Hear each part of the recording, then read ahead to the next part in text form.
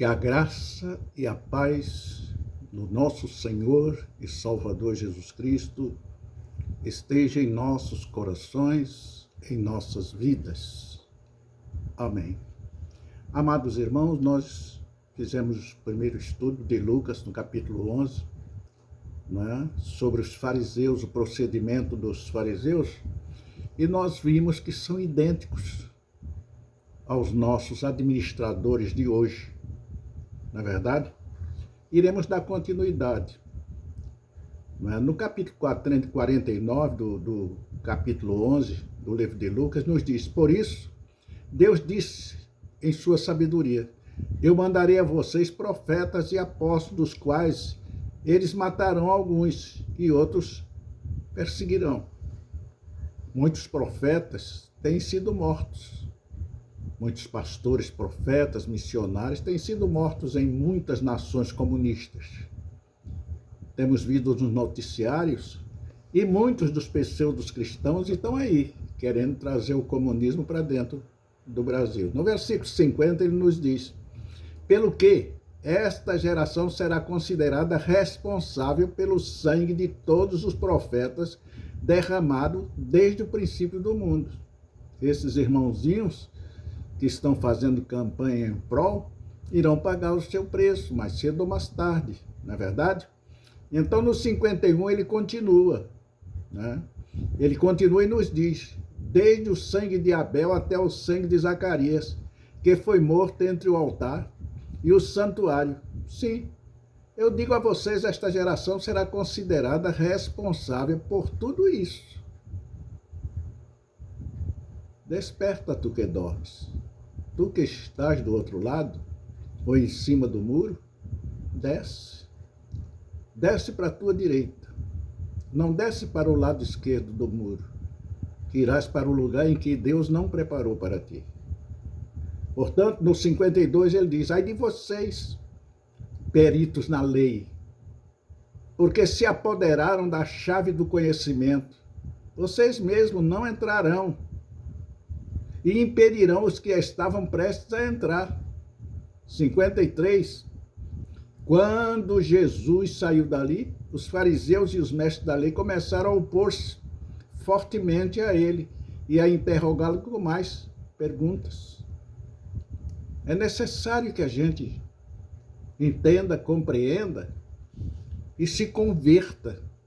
Não é se convença da doutrina, é se converter e se entregar de corpo e alma e espírito para servir ao seu Deus com amor, com sinceridade, com dignidade e com honra. Ainda em Atos, no capítulo 23, 8 e 9, nos diz: porque os saduceus dizem que não há ressurreição, que não há anjos, que não há espírito, mas os fariseus conhecem uma e outra coisa. E assim originou-se um grande clamor. E levantando-se os escribas da parte dos fariseus, contendiam, dizendo: nenhum mal achamos neste homem. E se algum espírito ou anjo lhe falou, não lutemos contra Deus. Porque os saduceus dizem que não há ressurreição, nem anjo, nem espírito. Mas os fariseus conhecem. Outra coisa.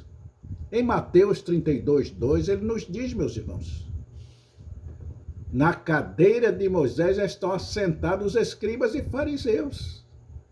Viu? Porque tem salvos.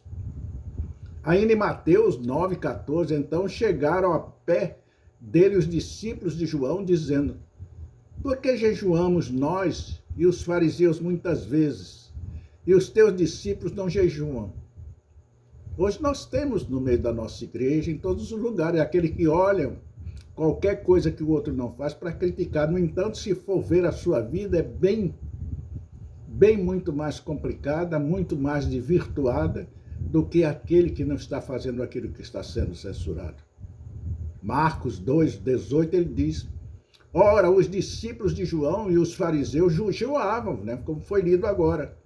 Lucas 16, 14, e os fariseus que eram avarentos, aquele que é obcecado por adquirir e acumular dinheiro, sovina, quem é o generoso, ouviam todas estas coisas, zombavam dele, meus irmãos. É preciso conhecer para não enveredar pelo caminho da perdição e da morte. É preciso conhecer, viu? Em Lucas 11, 18, Lucas 11, 38, mas o fariseu admirou-se, vendo que se não lavavam antes de jantar. Lembra daquele convite que o fariseu fez para Jesus? E Jesus não lavou as mãos, ele começou a censurar. E Jesus lhe repreendeu, dizendo o quê? Eu não lavei minhas mãos, mas tu és sujo por dentro, podre.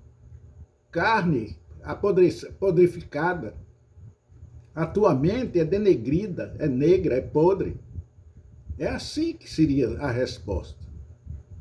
Em Lucas 11, 39, o Senhor disse: agora vós, os fariseus, limpais o exterior do copo e do prato, mas o vosso interior está cheio de rapina e maldade. E é isso que esses camaradas têm, esse pessoal do lado esquerdo. Né? Portanto, meu amado, ainda em Lucas 12, 1, ele diz: ajuntando-se, entretanto, muitos milhares de pessoas, de sorte que se atropelavam uns aos outros, e começaram a dizer aos seus discípulos: acautelai-vos, primeiramente do fermento dos fariseus, que é a hipocrisia. A hipocrisia, meu irmão. Vós vos digo que se a vossa justiça não exceder a dos escribas e fariseus, de modo nenhum entrareis no reino dos céus. Abri os vossos olhos e vede o caminho da verdade e da vida. O Senhor está chamando, o Senhor está despertando, o Senhor está mostrando as profecias se cumprindo, e nós estamos chegando ao tempo da sua volta. Ele se preocupa, ele está preocupado conosco, com todos nós, mesmo com aqueles que se acham mais santos, mais perfeitos, mais puros. Há sempre um erro, há sempre um pecado. Há sempre, meu irmão. Não adianta querer se santificar em vocabulários, ou em palavras, ou em gestos. Nós sempre pecamos, nós sempre erramos, e destituídos todos foram da glória de Deus. E a remissão é o arrependimento. É a luta pela perfeição, pela busca, aí sim. Porque nós vivemos numa guerra espiritual. Temos um Espírito Santo de Deus em nossos corações, em nossas vidas, e anjos nos acompanhando. Mas mesmo assim estamos fadados a pecar. O fariseu, estando de pé, orava consigo dessa maneira: ó Deus, graças te dou, porque não sou como os demais homens, roubadores, injustos e adúlteros, nem ainda como este publicano, jejum 2 vezes por semana e dou os dízimos de tudo quanto possuo. O dízimo não salva, quem salva é Jesus Cristo. A penitência não salva, não purifica, quem nos purifica é o sangue de Jesus. Vi uma certa vez um grupo de homens subindo um morro, se chicoteando as costas, dizendo que era fazendo sacrifícios para a sua santificação corpórea e espiritual. Nada disso vale. Uma outra com um tijolo na cabeça, agradecendo a Deus por uma casa que havia conseguido. Nada disso acontece, nada disso vale a pena, nada disso é necessário, porque se ela a casa ganhou, foi Deus que lhe abençoou. Não existe um outro abençoador entre o céu e a terra, a não ser Jesus Cristo. Ainda em Lucas, ou melhor, Lucas 18, 11 e 12 nos diz: o fariseu, aliás, é Lucas 7,30, mas os fariseus e os doutores da lei rejeitaram o conselho de Deus contra si mesmo, não tendo sido batizados por ele. Votem. E os nossos juízes são todos ateus. Confessam, né? Confessam a sua procedência pelo seu passado, e hoje no seu presente sendo revelado a descrença, a falta de fé, não acreditam em hipótese nenhuma em Deus e agem contra Deus. Agem em tudo, pelo menos a falta de respeito à pessoa humana, ao ser humano, ao idoso, à criança, e tantos outros. que ficaram agora presos. As suas condições não sei, só ouço dizer como estavam. Mas é preciso meditarmos, observarmos que o que foi no passado está acontecendo no presente, só de uma maneira mais diferente, mais violenta, mais agressiva. E o povo que naquele tempo sofria, nos nossos dias estão sofrendo sem a proteção de quem deveria proteger. É a Bíblia se cumprindo cada vez mais no seu passado, fazendo-se presente em nossos dias.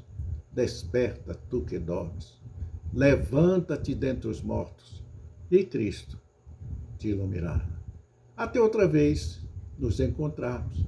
Que Deus continue te abençoando abundantemente, em nome do Senhor Jesus.